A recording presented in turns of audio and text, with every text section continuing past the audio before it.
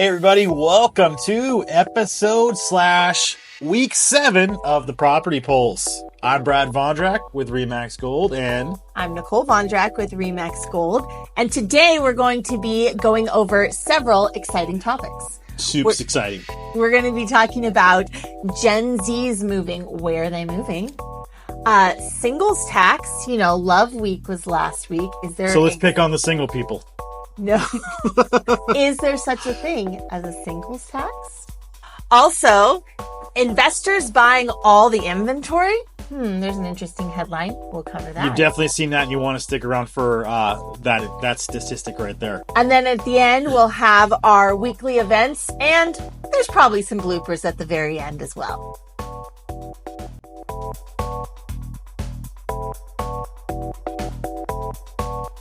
All right, let's dive into these topics.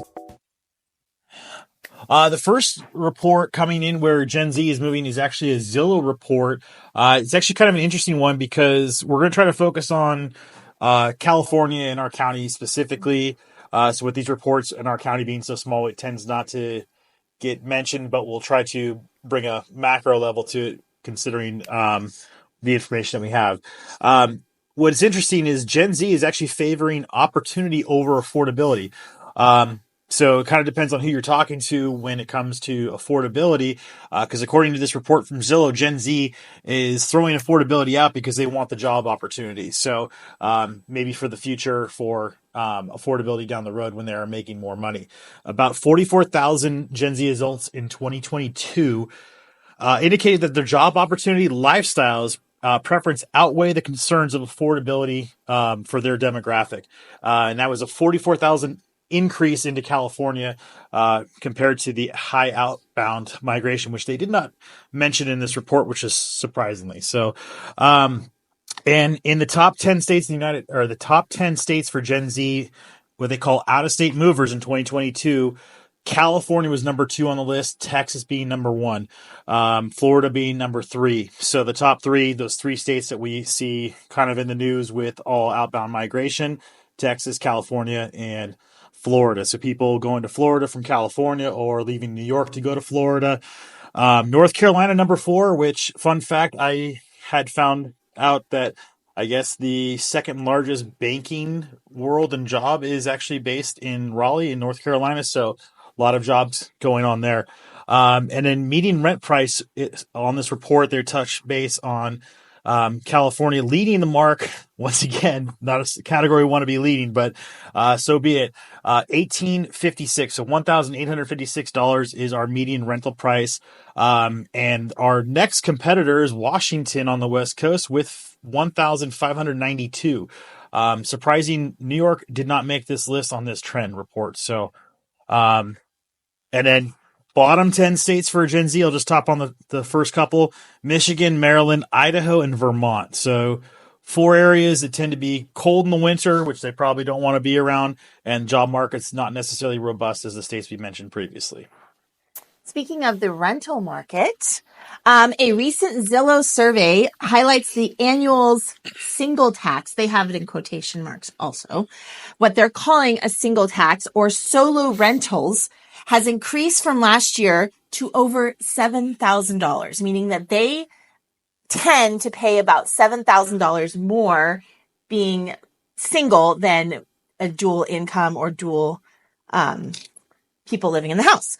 So we 10 metros with the highest singles tax. We are not number 1, so that is good. I wonder who number 1 is.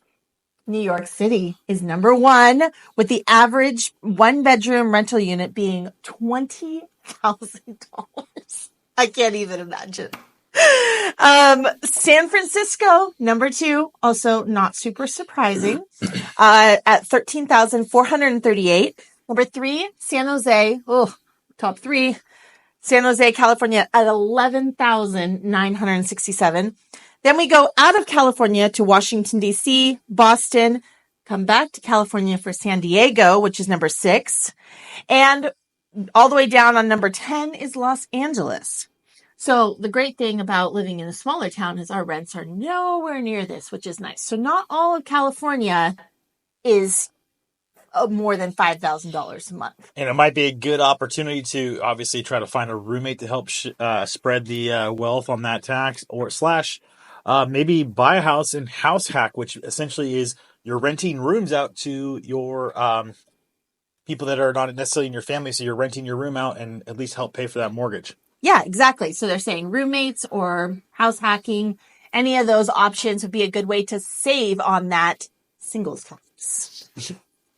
Well, speaking of house hacking, Redfin released a report on Valentine's Day, actually, and it says investors bought a record share of the most affordable homes in Q4 of 2023. Now, keep in mind, you've probably seen this all over Twitter/X, all over social media, TikTok. Only the headline. Only the headline that investors are taking all of our homes. Here's kind of, we'll break this down here. Investors bought 26.1% of low-priced U.S. homes in Q4 of 2023. That's the highest share on record, up from 24% a year earlier. This trend contrasts with a 13.6 mid-priced home and a 15.9 high-priced home bought by investors during the same period. The increased activity in Q4, there's two for California. Riverside with a plus 25% increase in investor activity, and San Jose at plus 18%. Chicago came in at number 2, around 20, almost 21% increase. Now, for all y'all that are thinking that these investors are your BlackRock and big institutional investors, it's not so much the case. You got to go all the way down to the fine, small print here. Past all the crazy Past stuff. all the big statistics that scares everybody, to read for this analysis. This is literally what it says here. For this analysis, we looked at country sale records, our homes purchased from January 2000 through December 23. We define an investor, this is important, as any buyer whose name includes at least one of the following keywords: LLC, incorporated, trust, corporation, or homes. Almost every single one of those is anybody that could be a mom and pop. We have a lot of those in our county that put properties in their LLC to protect them should they have a lawsuit brought against them. It doesn't mean that they're the big conglomerates that are coming through and buying up all the homes that you heard during 2020 and 2021. You have to look at the fine print to determine that that is not the case here. So long story short, I just thought it was a kind of an interesting article and wanted to point it out and kind of set the record straight. Hopefully a lot of people can see this and understand what's going on there. And trust. I mean, we see a lot of people who's in trust. Okay, so last but certainly not least, our events for the weekend. So we pulled these from mymotherload.com. There's a lot of Valentine's events going on? No, those already happened. So now we are going on to the theater. There's a couple of new plays starting. Sierra Repertory Theater is performing its first show of the 2024 season. It is called The Play That Goes Wrong.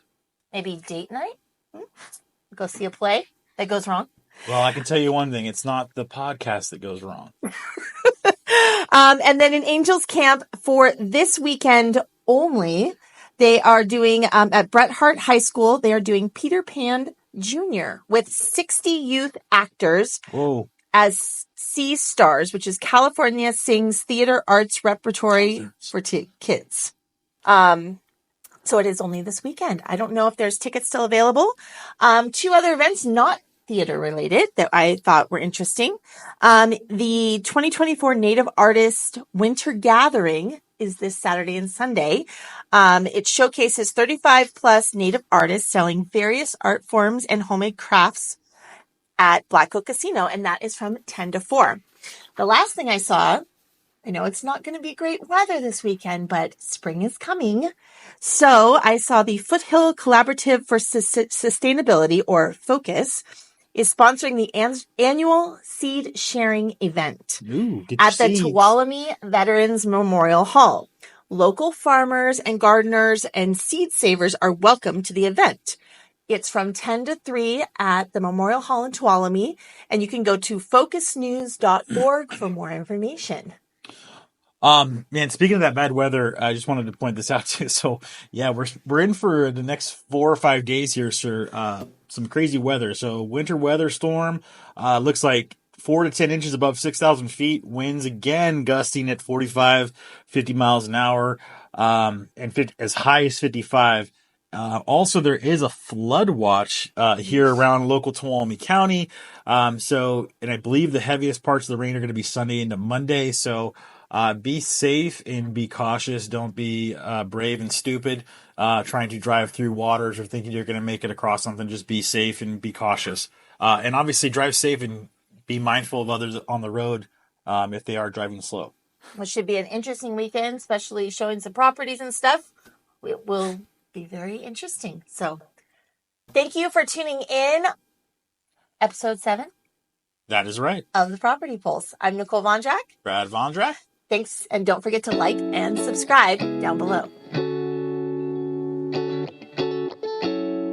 Ocho. Welcome to the Property Pulse episode. And knock this out in one take. Como esta, bitches? Welcome to the Property Pulse. I already have to read. But no B words. Can you just do the intro and I'll do the topic? You feel better doing it that way, huh? Yeah. Hola!